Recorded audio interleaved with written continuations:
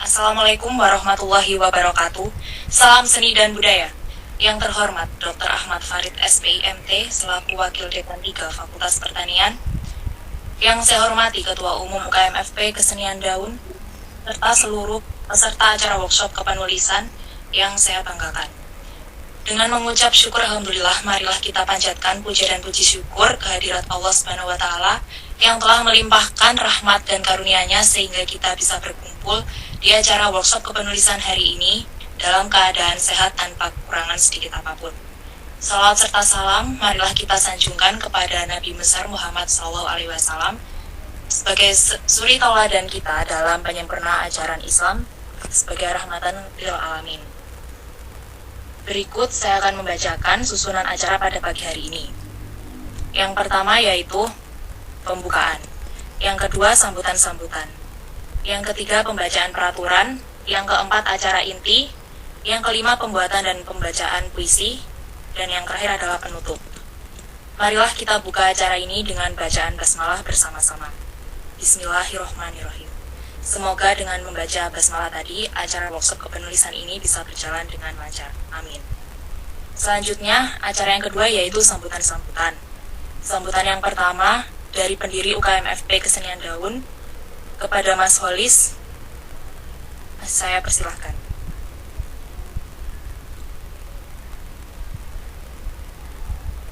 Mas Holis?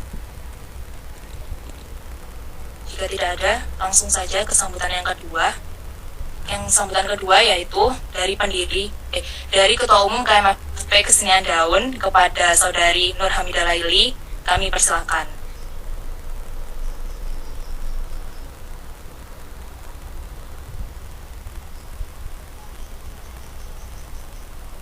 Baik, Assalamualaikum warahmatullahi wabarakatuh.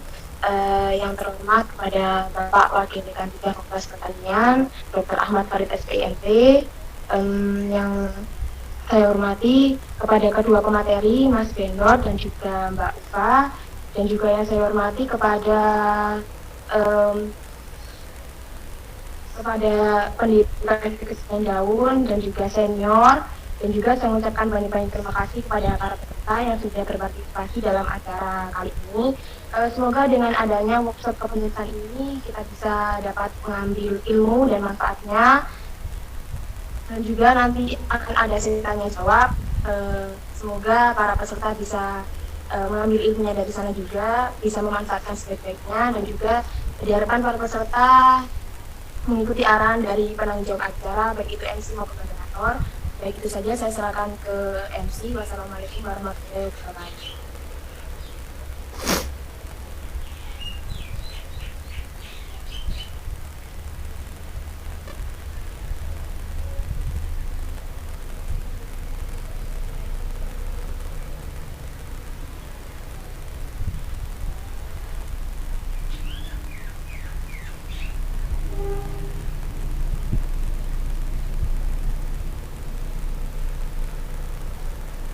Saudara Robit.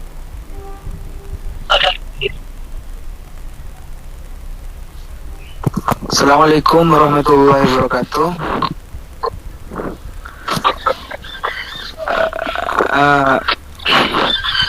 Yang saya hormati Wakil Dekan 3 Wakil Dekan 3 Universitas Trunojoyo. Yang saya hormati Ketua Umum UKMFP Kesenian Daun. Yang saya hormati pemateri yang sudah sudi hadir pada kesempatan kali ini, dan juga kepada panitia workshop kepenulisan ini yang saya hormati, dan juga kepada para peserta yang saya banggakan. Saya mengucapkan banyak terima kasih terhadap semuanya yang sudah berpartisipasi dalam mensukseskan acara ini. Dan juga saya mohon maaf apabila dari kami panitia banyak kekurangan serta mungkin ada kesalahan yang kami tidak sadari. Kami mohon maaf. Sebelumnya maaf saya tidak menggunakan kamera karena saya lagi ada di luar itu. Ya, hanya ini yang dapat saya sampaikan. Akhirnya dari saya, wassalamualaikum warahmatullahi wabarakatuh.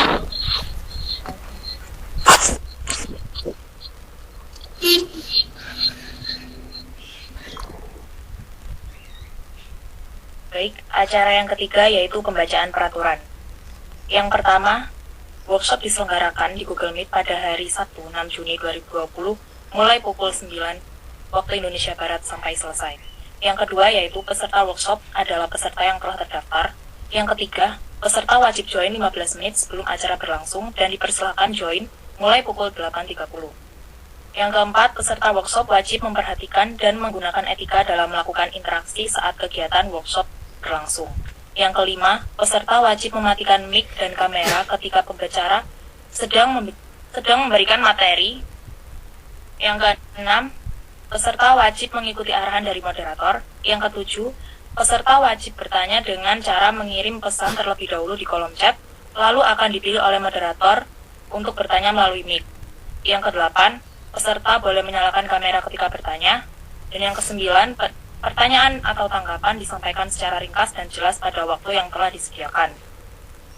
Hadirin yang berbahagia, memasuki acara inti yaitu penyampaian materi akan dipandu oleh Saudari Adihan selaku moderator. Selanjutnya, acara akan saya serahkan kepada moderator.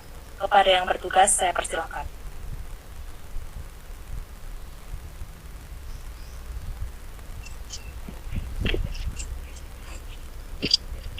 Assalamualaikum warahmatullahi wabarakatuh.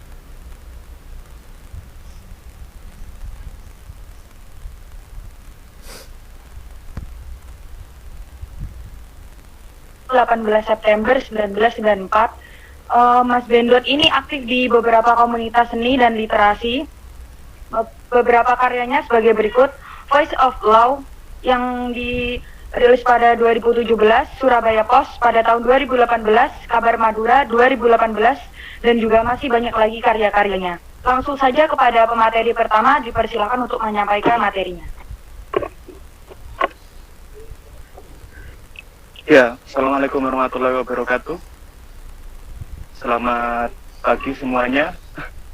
Sebenarnya saya kaget saya jadi pemateri pertama. Tak kira Mbak Tarwiyah Ulfa yang selaku akademisi gitu.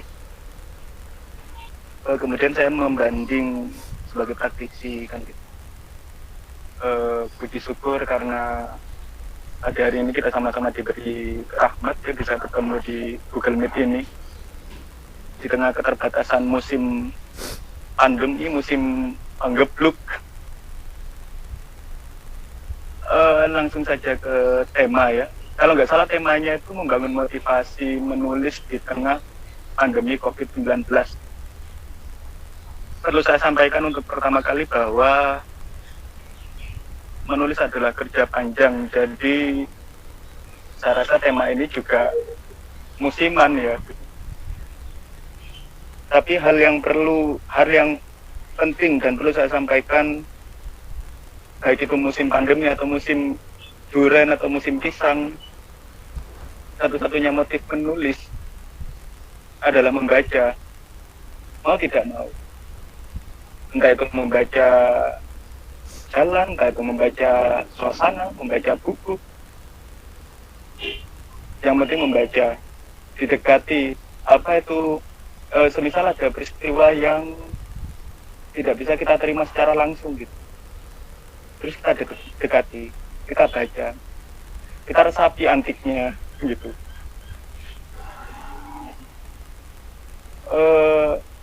Mohon maaf kalau saya agak grogi karena baru pertama kali ini saya bicara di Google Meet ya.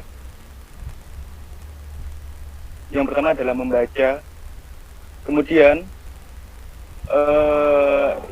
yang kedua tetap satu-satunya hal yang perlu dilakukan untuk memulai menjadi penulis adalah menulis. Jangan ditahan-tahan. Pikirannya biasanya kan teman-teman kalau mau memulai menulis itu kan masih mikir gitu. Oh, peristiwa ini kayaknya belum terlalu puitik deh. atau peristiwa ini sebenarnya belum berbobot. Kemudian masih mencari peristiwa-peristiwa lainnya yang sekiranya itu berbobot atau puitik. Kemudian kita hantamkan dengan keadaan sekarang gitu, dengan musim panggebluk ini. Kita nggak bisa kemana-mana, kita nggak bisa tur, nggak bisa jadi musafir kan gitu. Tapi itu kan raga kita boleh di PSBB, tapi imaji jangan kan gitu. Jadi satu-satunya hal yang perlu dimulai oleh seorang penulis adalah menulis. Kemudian selain membaca, saya boleh memberi saran agar teman-teman mulai bisa meresapi lagu, mendengarkan lagu, entah itu lagu Melayu, lagu-lagu yang berbau sastra, musikalisasi puisi, atau lagu rock and roll sekalian ya, hardcore, metalcore, blackcore, quadcore gitu. Kemudian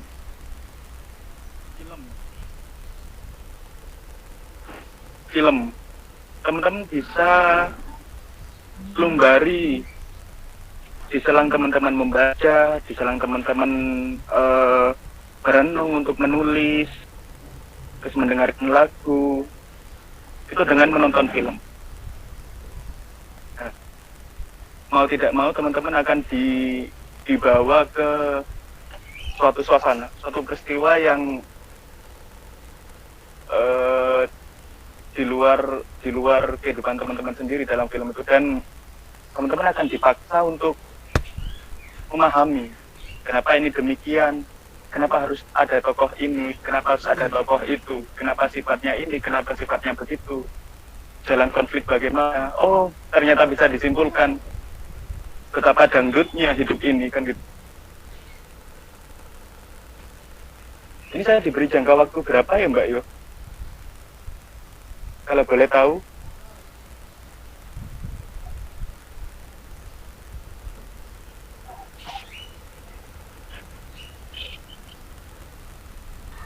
Puluh menit.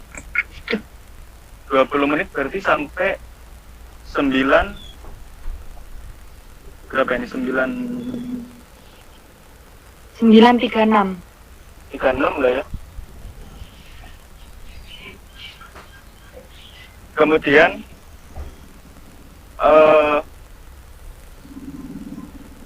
berlanjut dari pembicaraan tadi, kira-kira ada satu pertanyaan dari saya tadi. Apa sih yang bisa diharapkan dari puisi di tengah masa pandemi ini kan gitu? Apa sih yang bisa diharapkan sebuah teks? Apa yang bisa diharapkan sebuah teks di tengah keadaan carut-marut ini? Kemudian saya mencoba mencari-cari solusi dari pertanyaan itu, mencari-cari jawaban. Ternyata saya sadar bahwa, dan saya ingat bahwa puisi ternyata bukan hanya soal teks. Puisi juga hidup di luar teks, menjadi teks dan di luar teks. Oke, kita mengenal bahwa puisi sebagai teks adalah yang ada di buku-buku itu, yang seorang penulis tuliskan dalam buku atau dalam koran atau dalam naskah-naskah. Kita membaca, kita hayati. Kemudian bagaimana puisi di luar teks? Puisi di luar teks bisa jadi tubuh kita sendiri, bisa jadi bagaimana perilaku kita sendiri terhadap peristiwa yang sedang berlangsung di sekitar kita, bagaimana cara kita menanggapi, bagaimana cara kita memperlakukan kondisi, situasi kan. Saya yakin, entah mengapa saya yakin ketika teman-teman mulai mendalami sastra atau tulisan, teman-teman akan lebih bersikap santun, tenang menghadapi segalanya, tenang menghadapi situasi. Dan itu mungkin puisi di luar teks. Termasuk pastinya masing-masing penulis punya cara sendiri untuk bertahan di masa panggebluk ini. Kemudian nyambung lagi ke pembahasan awal tadi bahwa menulis adalah kerja panjang. Jadi teman-teman perlu bisa merawat kegelisahan agar bahan bakar untuk menulis kita tidak habis, tidak padam, karena bahan bakar itu sulit kalau tidak dari diri sendiri. Saya rasa demikian dulu, jangan banyak-banyak, nanti bosan.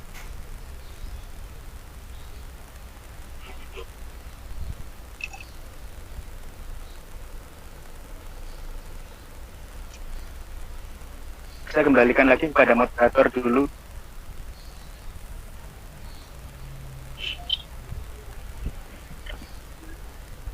Sudah Kak, ada waktunya masih panjang. Ya, mungkin ada yang ditanyakan dari peserta workshop ini, silakan.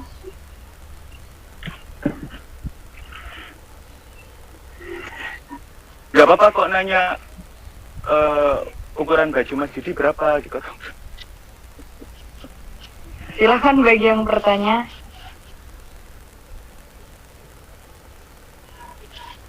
Aku minder loh kalau nggak ada yang nanya ini.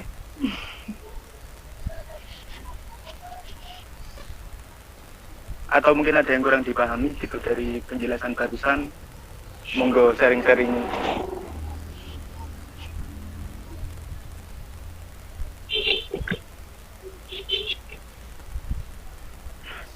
Mari kakak-kakak yang mau bertanya silakan. Oh ini.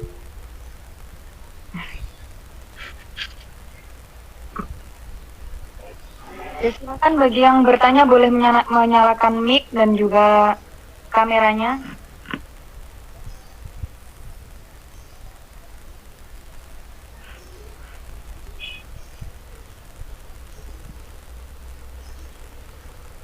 Kak Holis Irfan, silakan.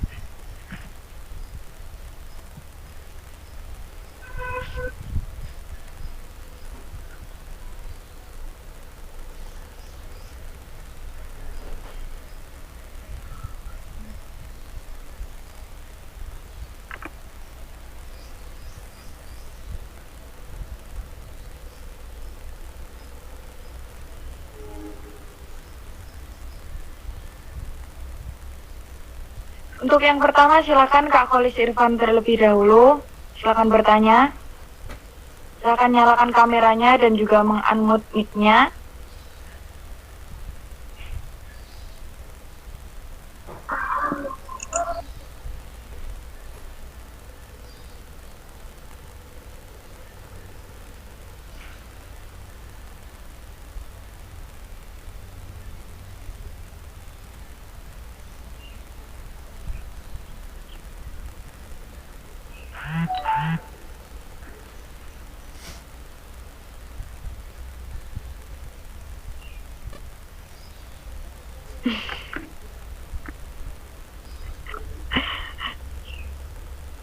Ya bisa diketik, tidak apa-apa kalau sinyalnya jelek.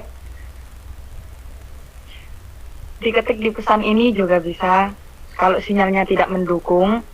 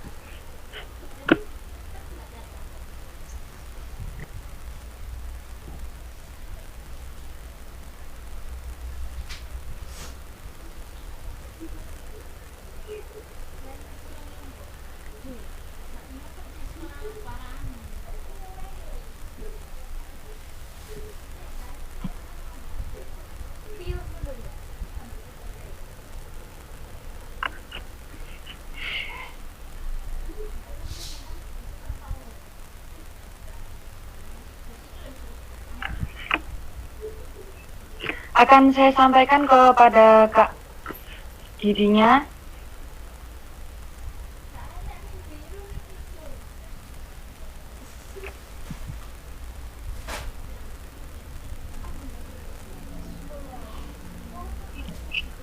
Untuk pertanyaan bisa ditampung terlebih dahulu. Yang kedua dari Kak Saiful Umam, silakan.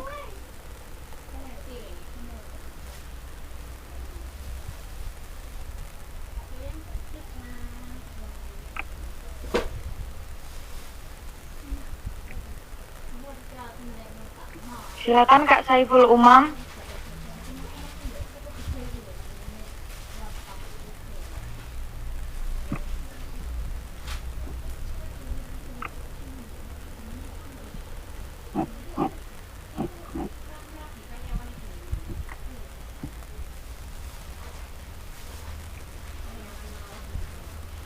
Mau tanya Kak. Ya, silakan.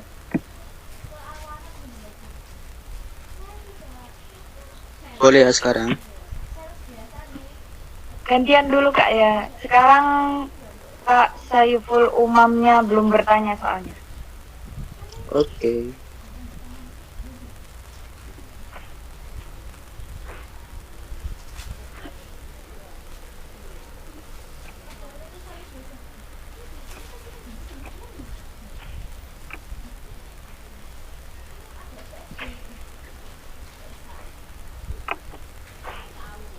Kak Saiful.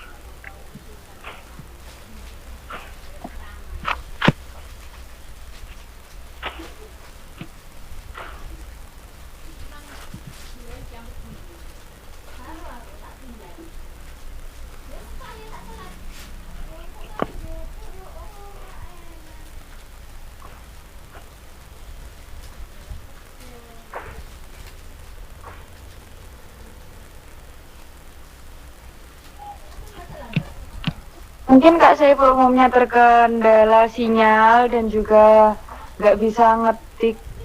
Oh ya, sudah diwakilkan sama Kak Kholis dan juga Kak Salwa ternyata.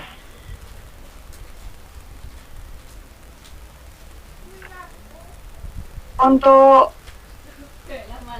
Kak Anu, silahkan bertanya.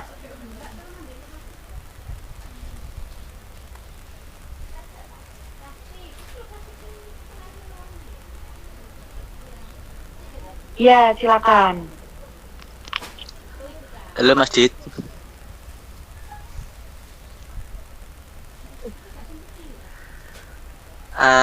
Saya mau bertanya, gimana kita keluar dari genre kita dalam menulis sebuah karya sastra? Anggaplah gini, contoh, saya pengen menulis karya sastra yang anggaplah berontak gitu, tapi genre saya tuh melankolis atau sederhana gitulah, seperti Djoko Damono kayak gitu. Genre saya tuh kayak gitu, tapi saya pengen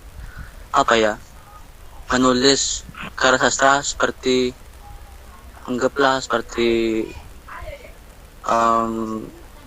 Joko Punirbo, terus Eka Kurniawan dan sebagainya, yang bahasanya tuh vulgar gitu dan berontak lah kayak gitu, tapi tetap pengen keluar dari zona melankolis itu kayak gitu. Gimana caranya? Mohon maaf Kak Anu, bisa diulang intinya pertanyaannya seperti apa? Intinya, bagaimana cara kita menulis karya sastra keluar dari genre kita sendiri?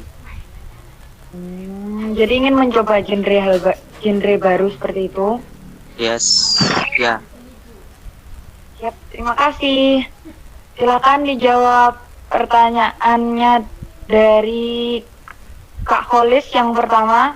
Pertanyaannya, kalau kita ingin menulis sebuah karya, bagaimana untuk memulai jika literasi kita sedikit?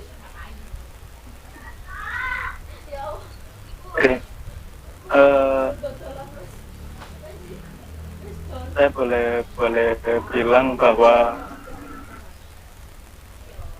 saya adalah pembaca yang malas. Saya termasuk orang yang malas buka buku, malas beli buku, apalagi sampai buku-bukunya itu berat lah ya bahasanya ya,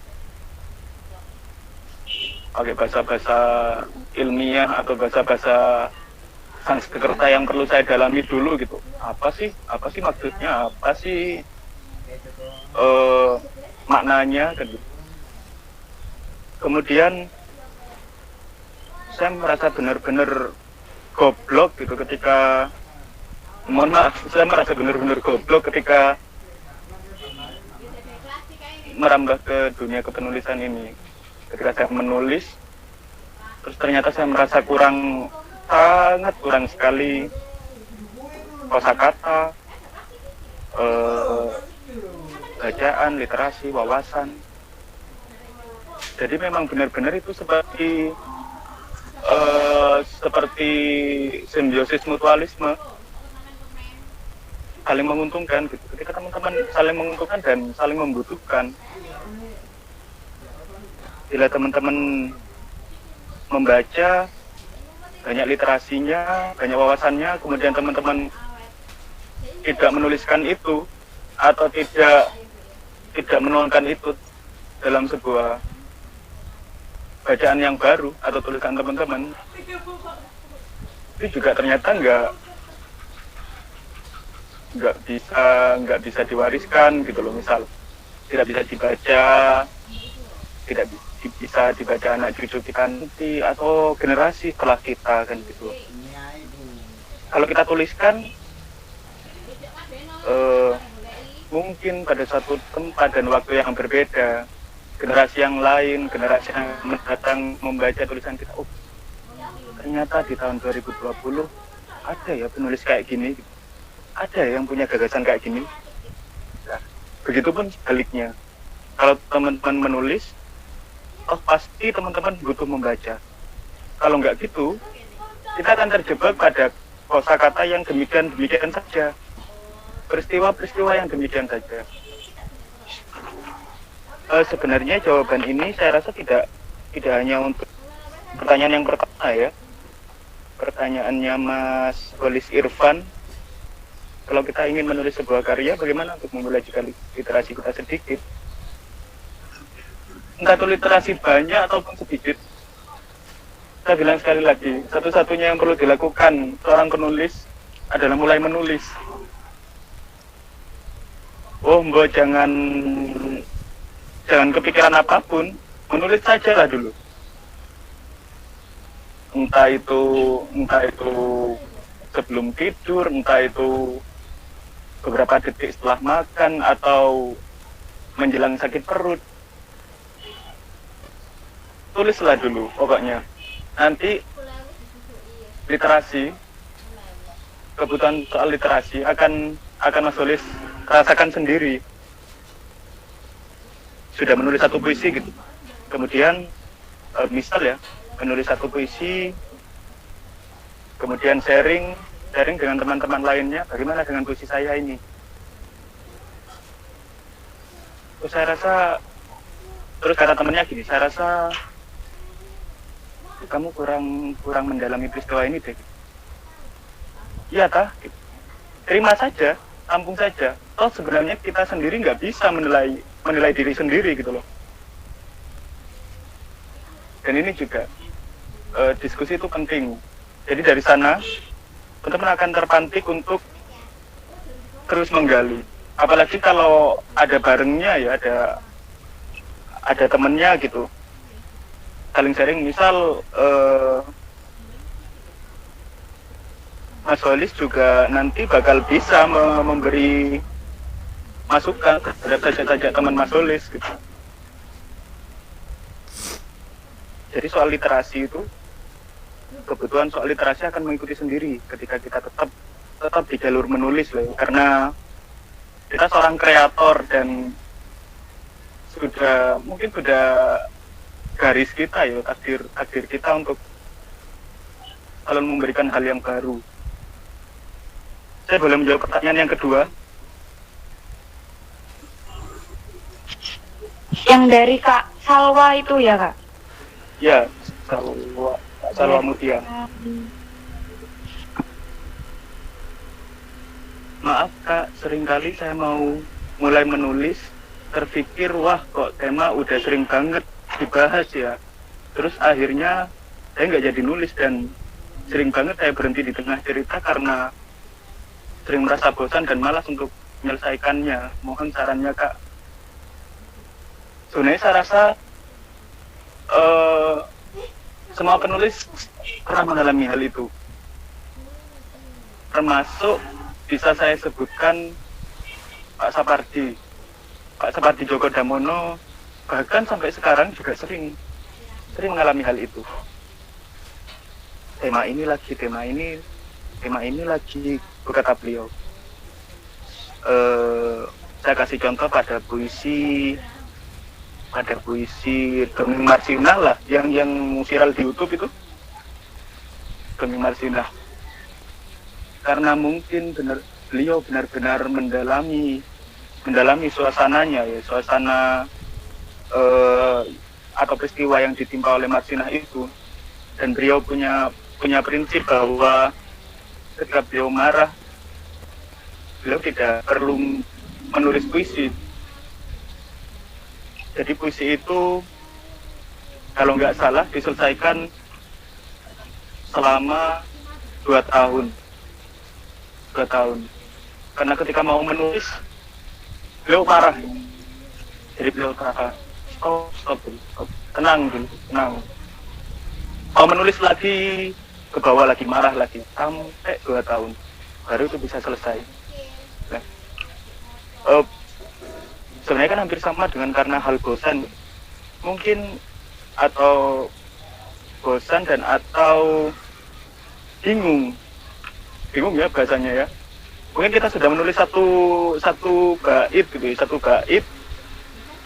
kemudian kita bingung mau melanjutkannya ke bait selanjutnya. Pada saat itu mungkin yang perlu dipertanyakan, mungkin kita sedang lupa alurnya, mungkin kita sedang lupa peristiwanya, atau mungkin kita tak punya cukup sudut pandang yang kreatif untuk melanjutkan peristiwanya. Nah, bolehlah istirahat. Siapa yang bilang nggak boleh? Boleh istirahat, keluar, cari teman, ngopi-ngopi, itu kan versi saya. Ngopi-ngopi terus, atau baca, nonton film, dengerin lagu, jalan-jalan, nggak boleh ya sekarang. Bisa diselingi dengan hal-hal yang demikian. Jadi selama perjalanan Mbak Salwa Mutia itu baca buku atau sering-sering, nanti juga saya bisa bilang pasti dan yakin 100% bahwa Mbak Salwa Mutia akan punya sudut pandang baru yang lebih menarik untuk melanjutkan alur kisahnya, alur cerita yang ditulis di bait pertama tadi. Karena memang sebagian besar penulis yang macet menulis teks itu karena tidak punya tawaran lagi, karena tidak ada hal baru yang ia resapi. Apa mau dikeluarkan kalau nggak ada yang masukkan gitu toh intinya.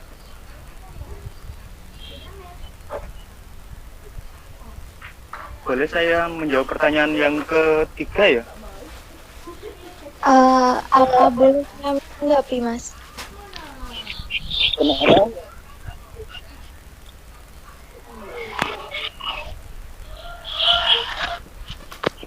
Silakan bagi yang mau menanggapi.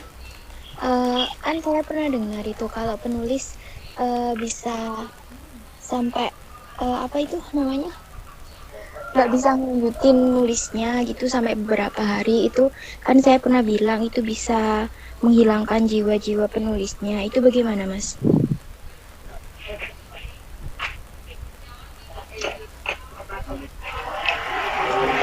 Gini, menghilangkan jiwa-jiwa penulis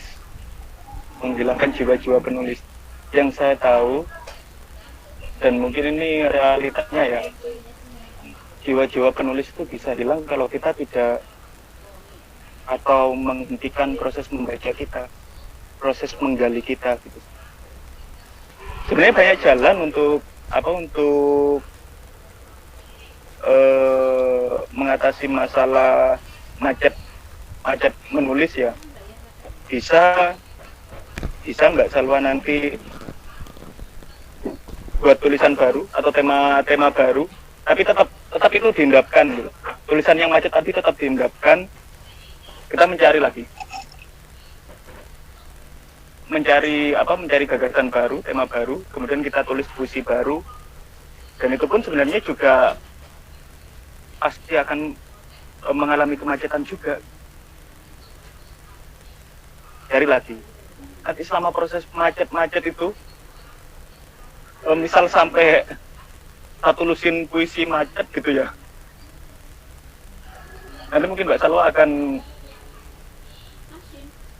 berjumpa dengan yang namanya membutuhkan suasana baru, membutuhkan alur yang baru, penyelesaian cerita yang baru. Dan mau nggak mau atau secara otomatis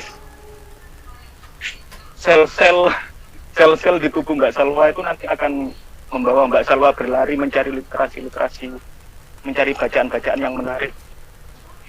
Itu kalau bercandanya. Bagaimana Mbak Salwa?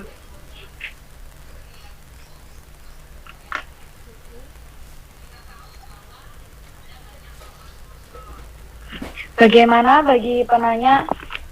Sudah cukup? Kurang nggak apa-apa kok. Saya nambah kopinya lagi nanti. Oh ya, terima kasih sekali katanya Mbak Salwa. Lanjut ke pertanyaan yang ketiga dari Mas Anu. Gimana sih caranya Kak biar kita bisa menulis dengan mengambil genre di luar kita sendiri? Jadi ngambil genre baru gitu.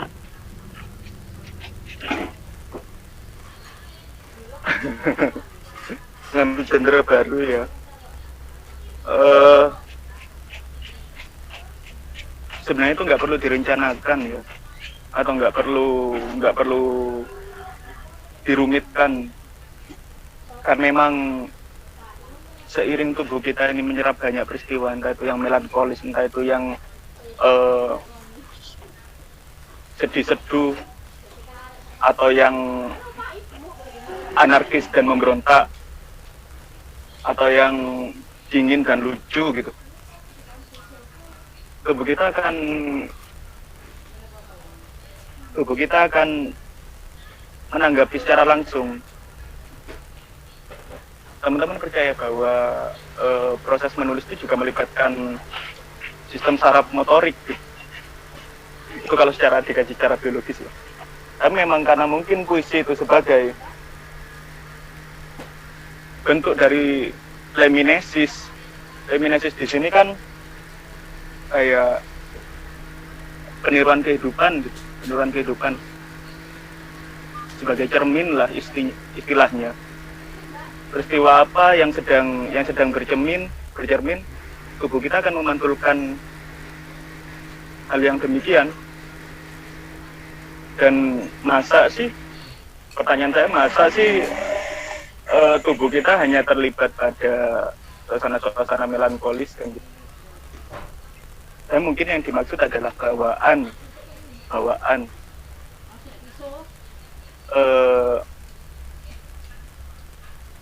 Kalau untuk urusan genre, memang ada beberapa genre antara melankolis, terus vulgar katanya tadi, atau yang pergerakan gitu, salam pergerakan gitu ya. Masing-masing memang punya nilai tawar sendiri, dan yang menjadi titik pembeda antara genre-genre tadi saya rasa adalah pemilihan kata dan peristiwa yang dihadirkan.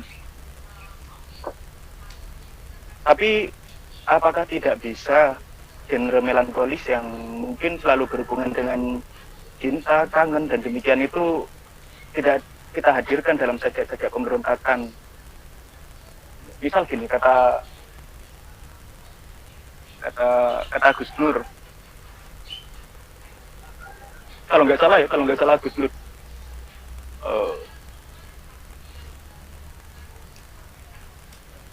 betapa ugal-ugalan rindu ini nggak mau diatur, dan sayangnya lagi dia nggak pernah libur gitu. Nah, pemilihan kata di sini kan kita bisa berpikir bahwa ugal-ugalan ini kan selalu berkaitan dengan supir bus gitu, selalu berkaitan dengan massa gitu, atau demonstran, atau sesuatu yang tak taat aturan. Tapi kan rindu juga demikian. Rindu juga masa taat aturan kan gitu. Jadi pemilihan kata di sini juga menjadi faktor pembeda antara sajak-sajak melankolis, antara sajak-sajak cinta atau pemberontakan. Tapi nanti mungkin sebagai catatan, meskipun Mas Anu mencoba apa bahasanya ya, migrasi genre ya, Mas Anu pasti akan kembali lagi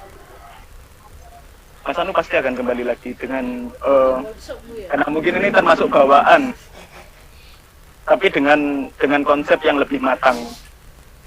Ketika orang pulang dari wibawa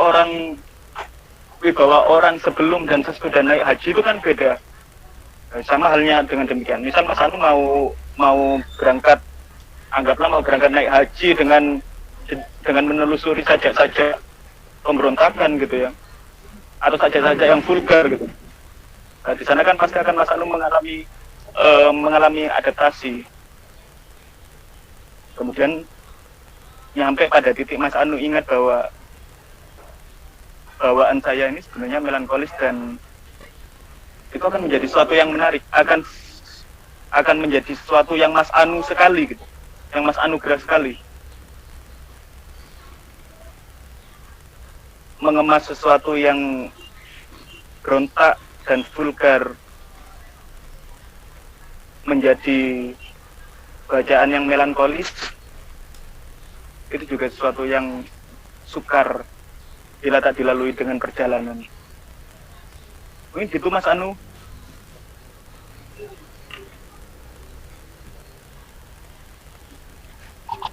Terima kasih untuk jawabannya. Karena ini sudah hampir habis waktunya, langsung saja ke kesimpulan untuk materi pertama ini, yaitu bukan tentang musim yang memulai seseorang untuk menjadi penulis, namun dengan menulis itu sendirilah semua orang bisa menjadi penulis. Untuk menjadi penulis tidak perlu ditahan, tidak perlu ditekan, dan cukup dengan tuangkan dalam bentuk tulisan. Selain dengan menulis itu sendiri, kita bisa dengan mendengarkan musik dari berbagai genre, dan juga bisa dengan menonton film dari berbagai genre. Karena dengan mendengarkan musik dan juga menonton film itu sendiri, kita akan bisa memahami sebuah peristiwa, sebuah adegan, dan kita bisa menjadi seorang penulis. Terima kasih Kak Didi atas materinya untuk hari ini. Selamat ketemu di workshop berikutnya. Untuk langsung saja ke pemateri kedua, yaitu Kak Tarwiyah Ulfa, lahir di Jombang pada tanggal 7 Mei 1996.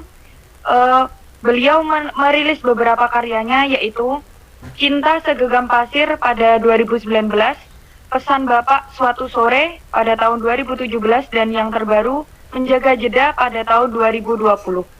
Langsung saja kepada Kak Ulfa untuk menyampaikan materinya.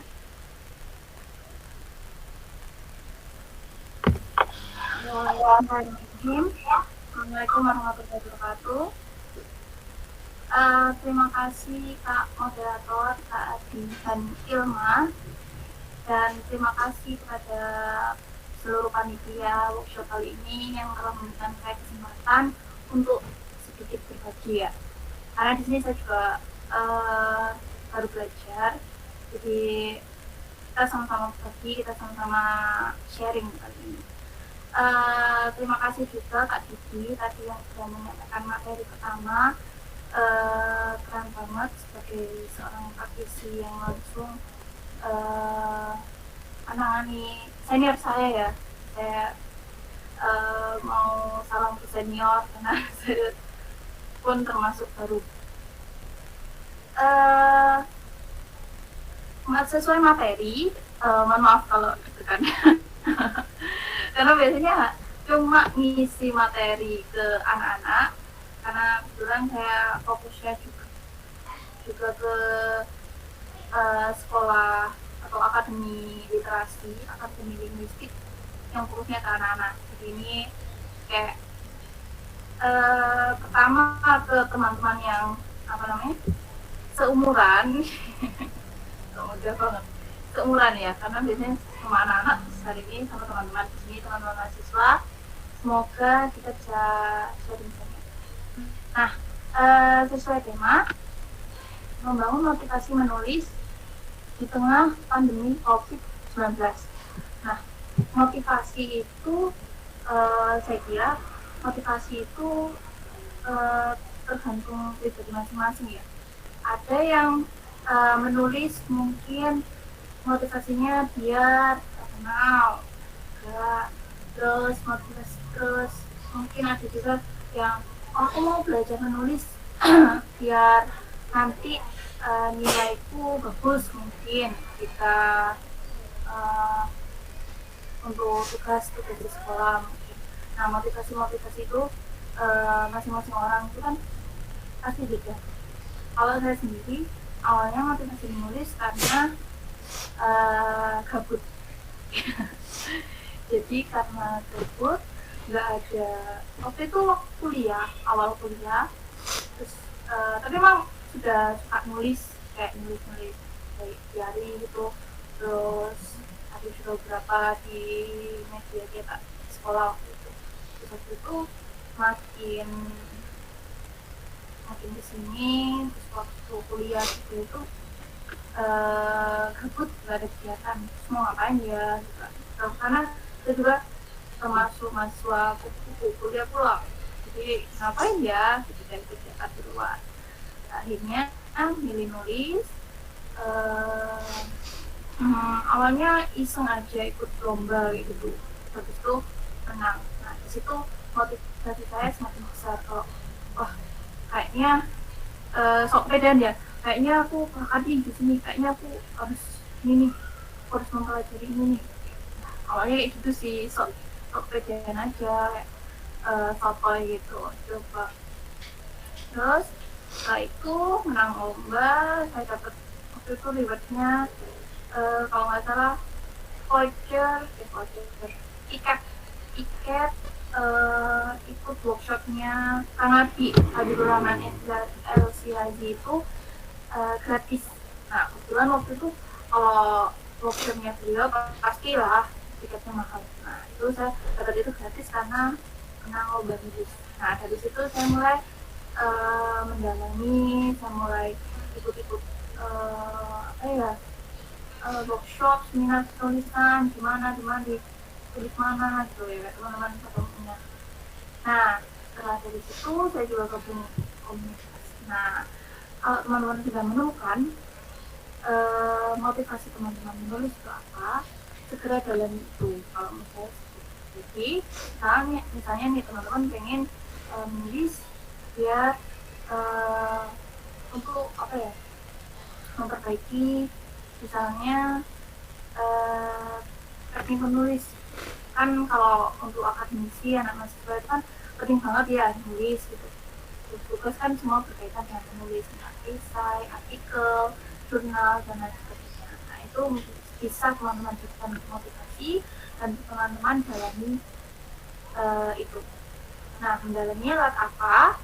Bisa banget ikut komunitas, itu penting banget sih kalau menurut saya. Pengalaman sendiri selama ikut komunitas penulis itu banyak pengalaman, banyak ilmu, banyak penyemangat yang bisa kita temui. Jadi misalnya teman-teman bisa gabung, nah promosi kan ini kan, ya. Teman-teman bisa gabung SLP misalnya. Ada mungkin ya yang sudah gabung SLP atau forum lintar pena, nah itu bisa banget. Atau juga bisa gabung ke komunitas lain, misalnya kayak ini komunitas UKM ini, UKM daun ini ya. Nah, kami bisa mempelajari, bisa gabung, bisa apa ya, menemukan banyak hal di situ. Karena kita butuh motivasi itu untuk tetap stay, untuk tetap apa ya, semangat nulis itu. Terus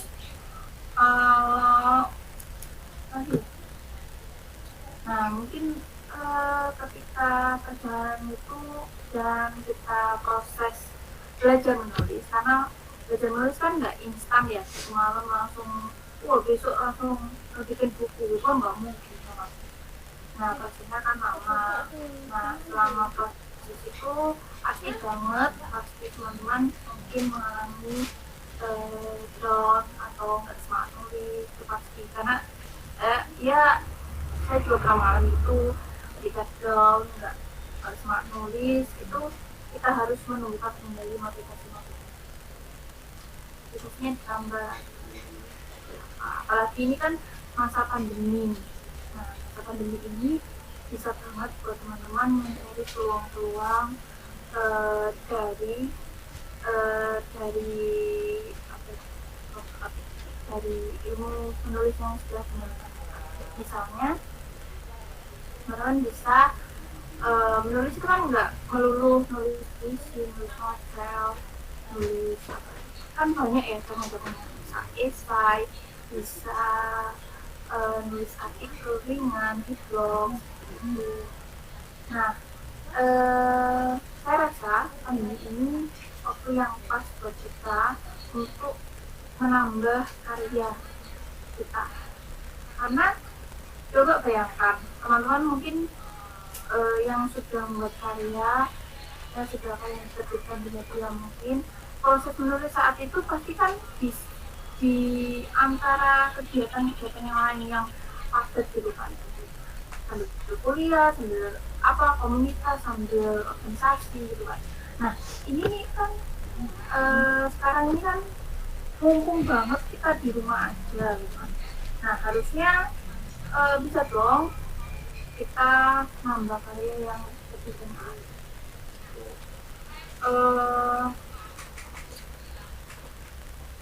Karena kalau kita lihat makin kesini, penulisan ini merambah kita, kalau kita cari peluang ya, kalau kita cari peluang dari kerjaan kita menulis ini, hobi kita menulis ini, kita bisa banget ke mendapatkan satu hal yang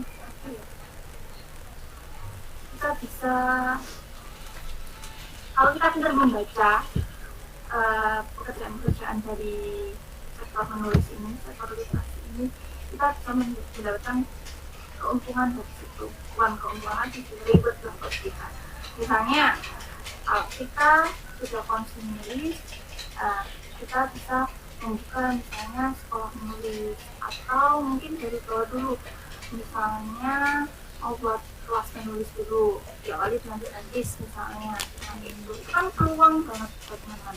Nah kalau kelas menulis misalnya pandemi pak, kan nggak bisa kemana-mana tuh, nah, kan bisa lewat online, lewat kayak gini, lewat apa yang namanya Google Meet kayak gitu.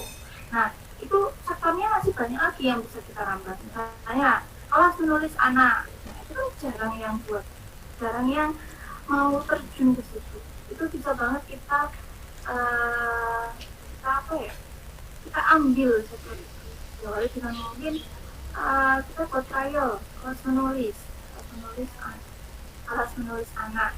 Tapi sebelum itu tentunya teman-teman harus punya dulu kurikulum yang jelas.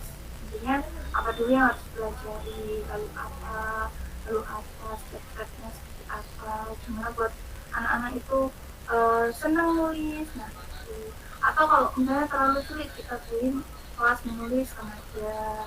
Nah, itu via online, via Google Meet. Nah, itu kan juga bisa jadi peluang, bisa jadi motivasi, jadi writer trainer gitu. Atau misalnya nggak kelas menulis, kita mau nge-blog. Nah, blog ini kan juga termasuk sektor yang menjanjikan buat teman-teman mahasiswa seperti teman-teman. Jadi sektor yang kita ambil bukan lagi kita nulis untuk hobi, tapi kita nulis untuk sebuah bisnis yang kayak gitu, yang menghasilkan uang. Itu kan juga termasuk motivasi lain lagi. Di motivasi yang ditambah ya, tadi awalnya hobi, kita bisa merambah ke yang lain. Oh, hobiku akan aku jadikan kerjaan. Kerjaan juga apa? Misalnya menulis blogger gitu.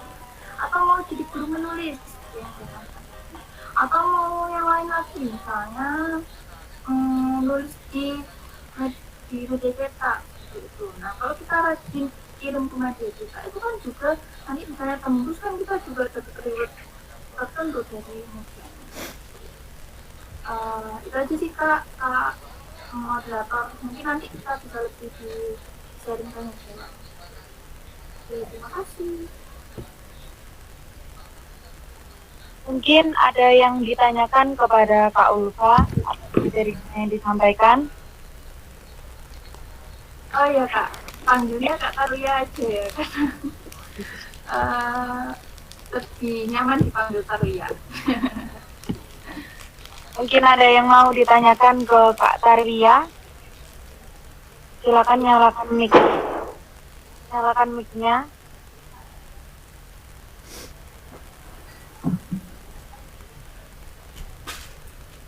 Monggo teman-teman sharing aja sih. Kakak mau tanya, Iya.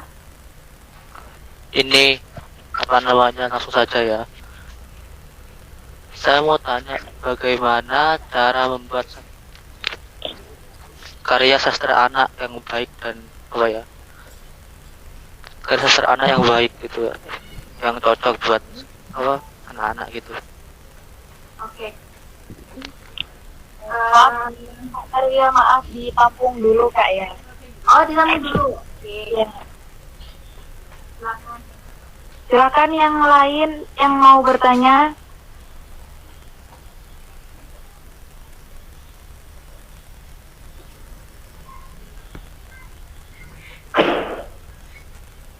Mungkin yang terkendala sinyal bisa diketik lewat live chat-nya.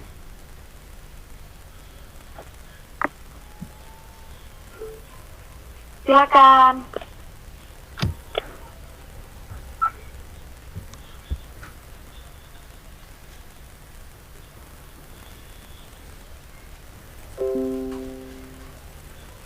Oh iya, silakan Kak Salwa.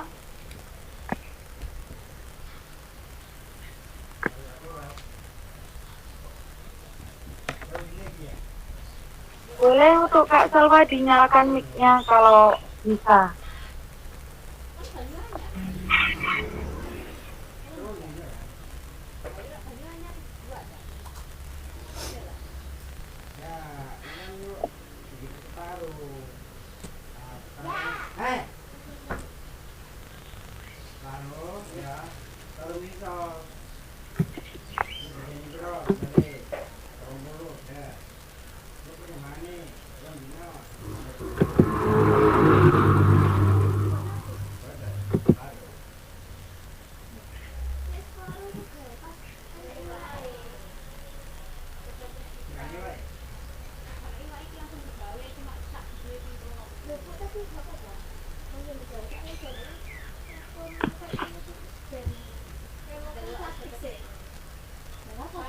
Oh iya bisa. Saya tampung dulu ya untuk Kak Nur Hidayah. Sementara karena sudah ada 3 pertanyaan, jadi boleh dijawab dulu Kak Karya. Pertanyaan Kak Anu tadi yang pertama, karya sastra yang baik untuk anak-anak.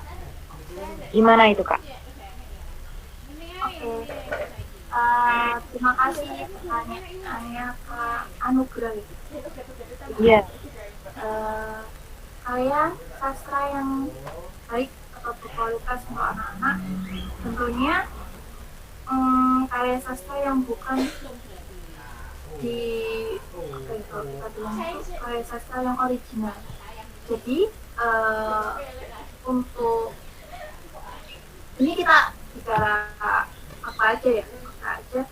Selama 2 tahun saya terjun di bidang penulisan anak-anak, kelas menulis atau penerbitan buku anak-anak,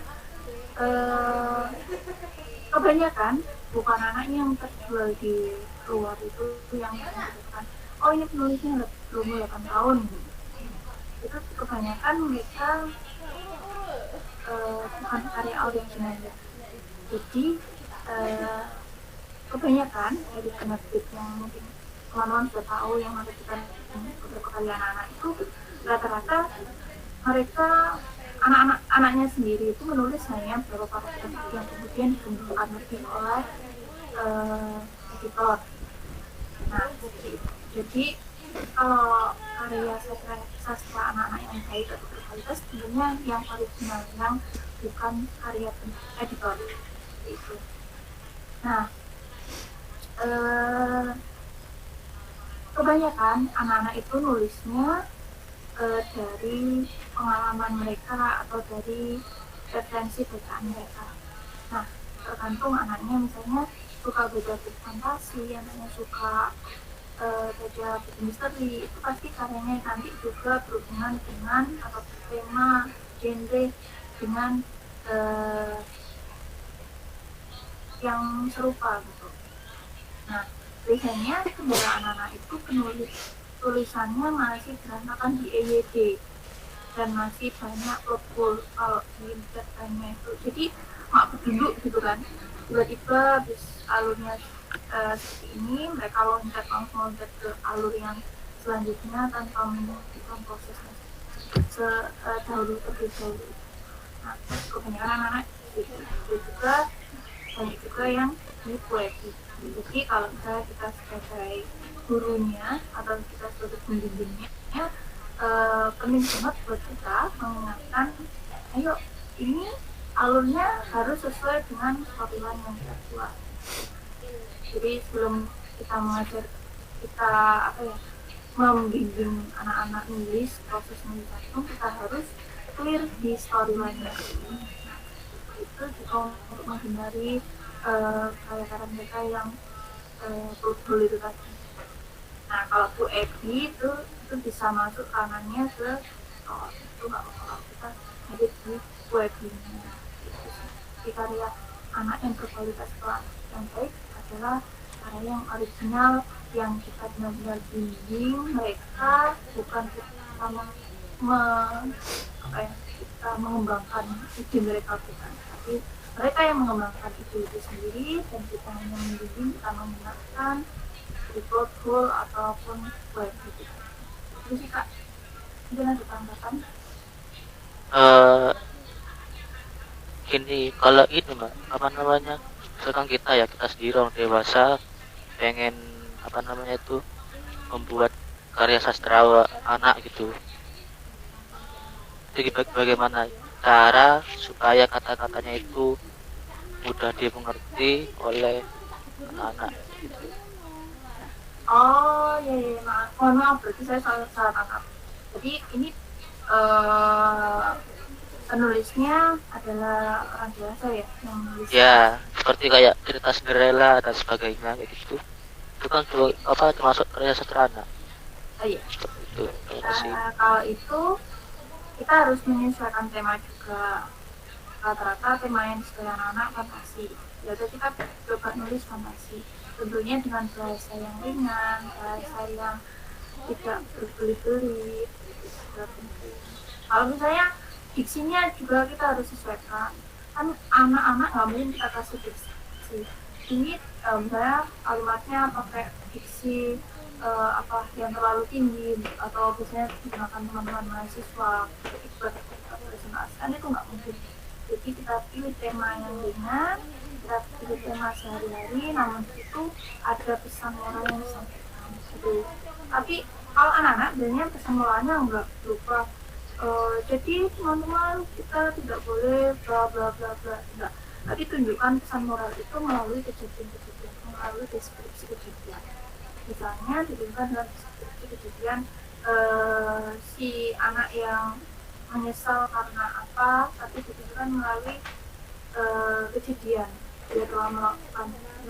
Andi melakukan apa bla bla bla bla sehingga dia ini. Ditunjukkan melalui deskripsi kejadian. Jadi anak itu kan lebih suka, lebih paham kalau dia ditunjukkan, oh sebab akibatnya seperti ini. Jadi tidak berubah nasib. Jadi teman-teman kita harus bla bla bla bla bla. Kata-kata anak-anak nanti bosan. Itu juga. Jadi diksinya yang mudah dipahami. Temanya yang disukai.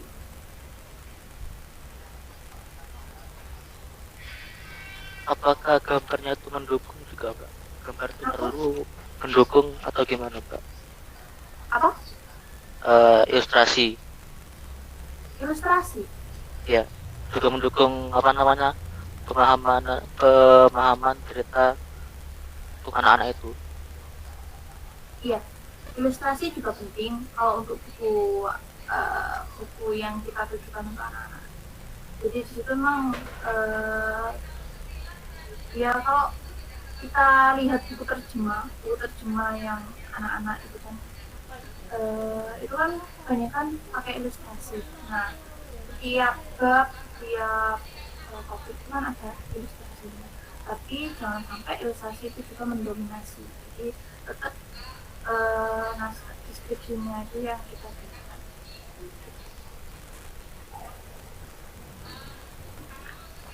Ya mungkin sudah cukup untuk pertanyaannya Kak Anu. Terima kasih atas jawabannya Kak Tarwia. Untuk yang kedua, pertanyaan dari Kak Salwa, lebih sekedar ke berbagi pengalaman sih, sharing kayak gitu. Gimana sih Kak perasaannya pas waktu karyanya Kakak itu terbit? Terus kalau boleh tahu berapa lama sih Kak prosesnya?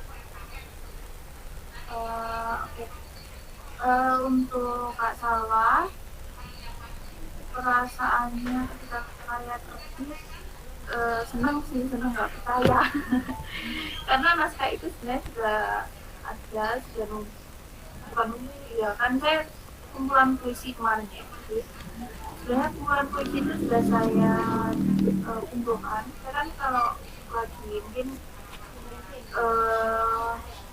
takut atau galau atau melakukan sesuatu itu kan langsung buka not, langsung nulis.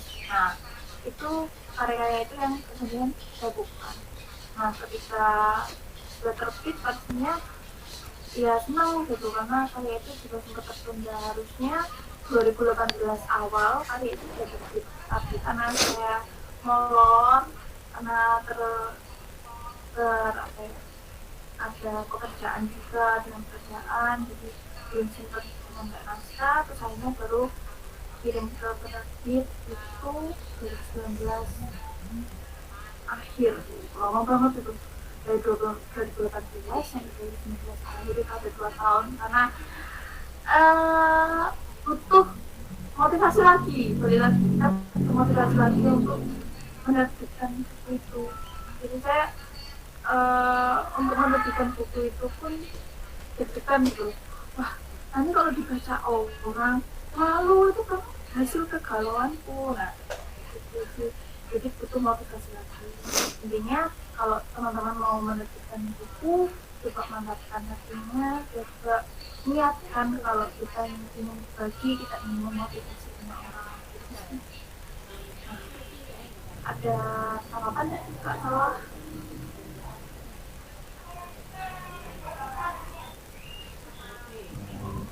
Gimana dari Kak Salwanya? Sudah cukup Kak?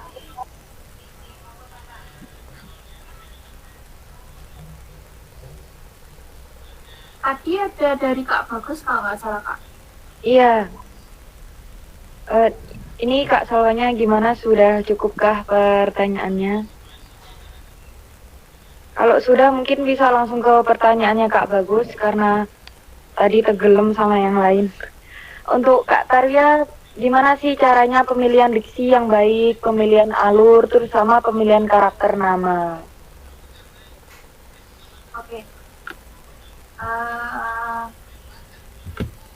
Kalau untuk pemilihan diksi, alur, dan karakter. Nah, sebenarnya dari ketiga tema ini, sebelum ketiga tema ini kita bahas, sebenarnya yang harus kita bahas adalah ini, kalau menurut teman-teman, sebelum membuat cerita kita membuat karakternya dulu atau alurnya terlebih dahulu, maksudnya kita storyline-nya terlebih dahulu. Karena kemarin sempat juga sharing teman-teman yang ikut workshopnya di Lestari, workshop online-nya, kelas menulisnya di Lestari itu, kalau di Lestari sendiri itu lebih memilih membuat alurnya terlebih dahulu. Jadi dia kayak seorang di Lestari itu sebelum membuat cerita itu membuat alurnya atau storyline-nya terlebih dahulu.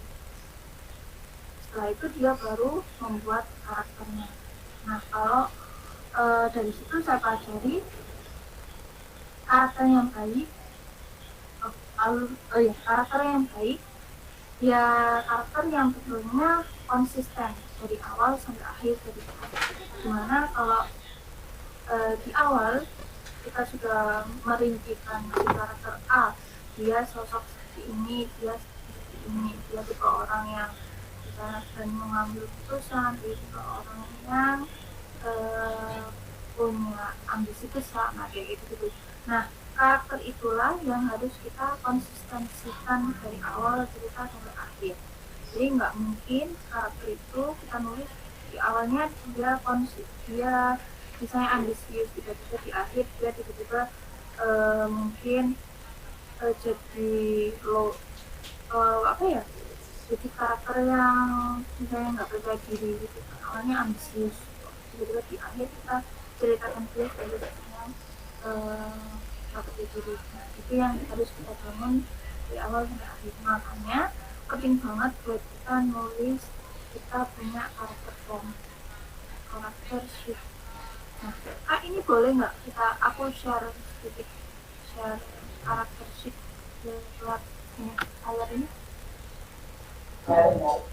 Ya silakan Kak, nggak apa-apa Kak. Oke. Ini aku tunjukkan sedikit ya karakter form yang akan membantu kita untuk detail dalam membuat sosok tokoh dengan karakter yang udah nyala Kak? Udah nyala belum share-nya? Sudah. Sudah ya? Saya punya karakter form yang dimana karakter form ini mungkin sebelum teman-teman menulis cerpen, novela, penting banget untuk membuat karakter form ini bakal membantu kita untuk mengingat atau untuk mengingatkan kita kalau karakter yang kita buat itu seperti ini. Nah, ini karakter form yang saya buat anak-anak. Jadi anak-anak sebelum nulis, anak-anak harus ngisi karakter form dan storyline. Nah, ini karakter form. Jadi awal kita tentukan tokoh kita itu protagonis, antagonis atau karakter. Gitu. Bahwa nama lengkapnya siapa, nama bumbunya siapa, alasan kenapa namanya seperti itu, nah ini alias ini untuk temannya, sahabatnya, adversaries ini untuk mungkin musuhnya, lawannya, terus seperti apa penampilannya, gimana dia tinggal, gitu, dia harus dirincikan untuk matanya seperti apa, tingginya seperti apa, tingginya berapa, berat badannya berapa, kulitnya seperti apa, wajahnya seperti apa.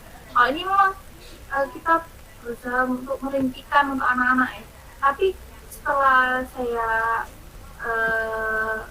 alami sendiri, ternyata karakter ini juga sangat membantu gitu.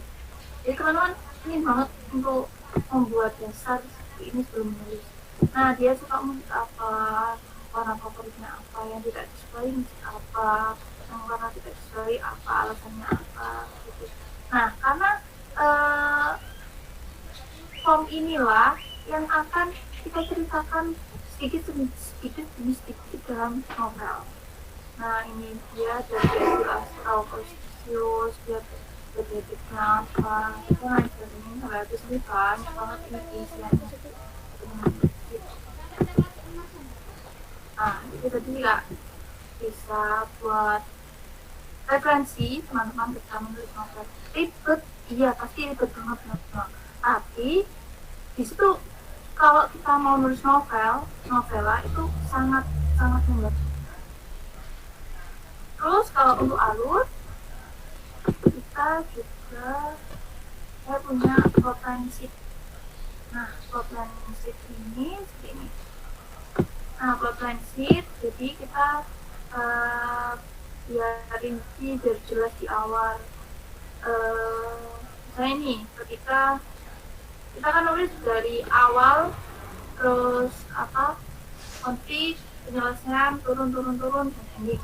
Nah, fungsinya plot outline ini yaitu mendeskripsikan cerita kita dari awal sampai akhir, deskripsi singkatnya aja. Nah, ini normal life, anaknya seperti ini. Terus nanti masuk ke rising action. Nah, gimana konfliknya terjadi, gimana apa saja sih kendalanya, apa sih konfliknya, itu saya jelaskan di sini sampai betul konfliknya. Dan itu ada penurunan conclusion konflik. Ini untuk alurnya. Jadi membuat alur dan karakter itu tadi pakai seperti ini ya Kak, kalau menurut saya. Nah, ini yang saya sama anak-anak jalankan, dan alhamdulillah anak-anak lancar sejauh ini. Tinggal nanti storyline-nya aja. Nah, kalau storyline ini tinggal ikut di plot outline. Nah, storyline plot 1 yang mau kita bahas apa aja, 2 apa aja sampai selesai.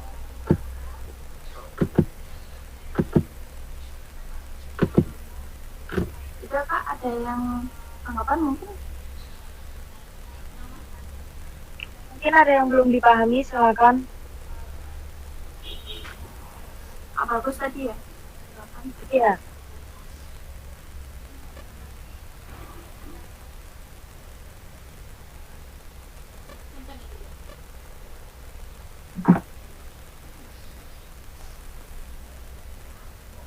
Apa sudah cukup?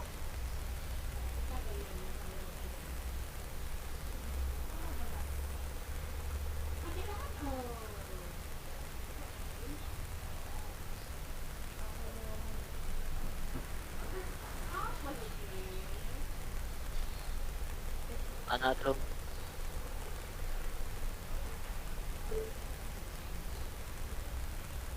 Iya, sama-sama. Sama Kak. Sudah cukup dari Kak.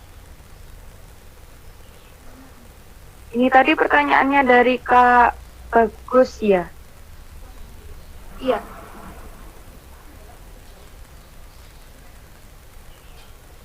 Mungkin ada tanggapan dari Kak Bagusnya?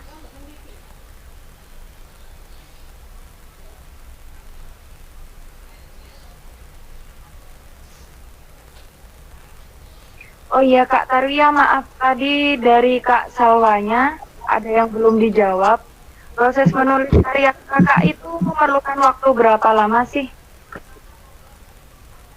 Kalau menulis, ya itu tadi yang saya ceritakan, sebenarnya naskahnya sudah ada sejak 2012, cuma karena ketunda pekerjaan dan lain sebagainya jadi baru terbit di 2019 akhir. Kalau nulisnya sudah, karena kan nggak berniat untuk membukukan ya awalnya nggak berniat membukukan, jadi saya ya setiap nulis puisi ya nulisnya ya sejak 2011 kalau nggak salah, nulis gitu aja, akhirnya terkumpul, terus saya pilih-pilih beberapa puisi yang akhirnya dibukukan di buku Menjaga Jeda itu sendiri. Itu sih. Tapi kalau teman-teman minat, memang harus disiplin, misalnya 1 hari nulis 1 puisi, artinya kan dalam waktu beberapa bulan saja sudah terkumpul beberapa puisi, nah itu kan sudah bisa dibukukan asal kita disiplin. Terima kasih Kak. Memang. Jadi untuk materi Kak Tarya kali ini yaitu menulis itu memerlukan motivasi. Dengan motivasi itu berasal dari kita sendiri, maupun itu motivasi yang sepele pun kita bisa jadi penulis. Cari motivasi-motivasi kalian sendiri untuk menulis dengan cara mengembangkannya, bisa dengan ikut forum-forum kepenulisan atau organisasi-organisasi seni, karena menulis itu juga bisa tidak sekedar hobi, namun juga bisa dijadikan peluang untuk bisnis. Terima kasih Kak Tarya atas materinya untuk hari ini. Selamat bertemu di workshop berikutnya.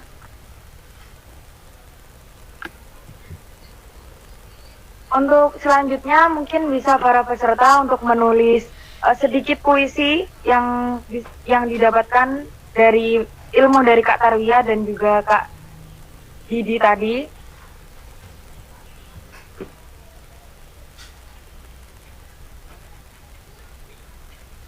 Silakan untuk para peserta menulis puisi sesuai dengan motivasi kalian, sesuai dengan aspirasi kalian, sesuai dengan pikiran dan keadaan kondisi kalian sekarang.